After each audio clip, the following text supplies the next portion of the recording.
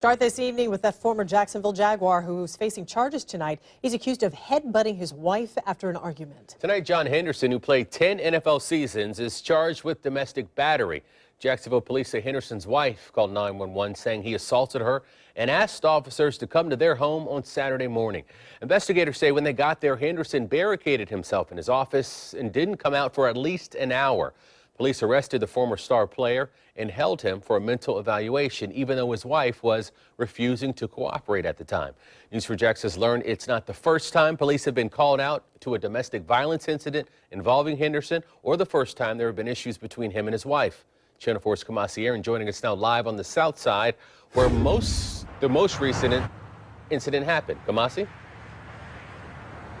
Oh, that's right, Tarek, and that was on Saturday. Investigators say when they got here, Henderson's wife had a cut on her forehead and her small children were with her at his house here.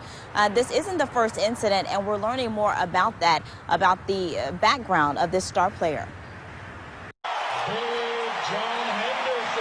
He's known for his work on the field, playing for the Jaguars, and to some for the two restaurants he operated on the north and south sides of Jacksonville. This is a different image of John Henderson. Police arrested him Saturday after getting a call from his wife saying he assaulted her at their home. When police got there, she told them she and Henderson got into an argument and he pushed over a dresser. She told investigators the argument continued and they both got face to face. That's when the victim said Henderson headbutted her on her forehead, then went into his office and barricaded himself inside. Investigators say they tried to talk with Henderson for the next hour, but he refused to come out of the office.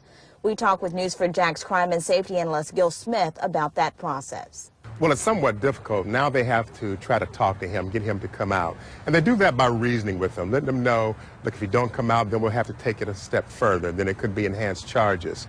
We're here. We're not going to be leaving. Why don't you just come on out and deal with it? You'll be able to get through this. Investigators redacted what he said to them, but say eventually Henderson surrendered to police without incident. When officers told Mrs. Henderson he was going to be arrested, they say she stopped cooperating, refused an evidence technician to write a statement or sign any domestic violence papers. It makes it somewhat difficult because you really need their information and their testimony. But in domestic violence cases, they can go ahead and file charges even if the victim refuses to. News4Jax has learned this isn't the first incident between Henderson and his wife. In 2013, she filed a domestic violence injunction against him. It was dismissed when neither of them showed up for the hearing.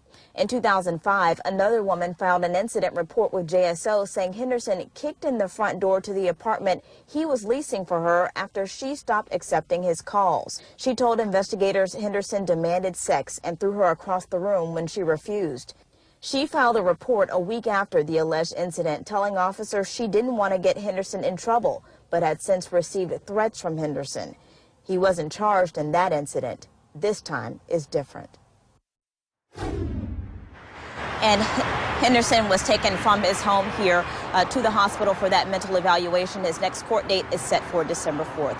In Deerwood, Kamasi Aaron, Channel 4, the local station.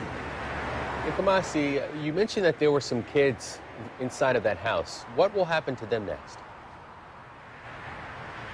Well, I spoke with a spokesperson from DCF, and they say in incidents like this, they start investigating to see if at any point the children were in any type of danger, facing any type of abuse or neglect. If they determine that that is the case, at that point the children could be taken from the home and put into protective custody. But again, that is something that DCF has to investigate at this point. Tarek. Thanks, Kamasi Aaron, reporting to us live from the south side.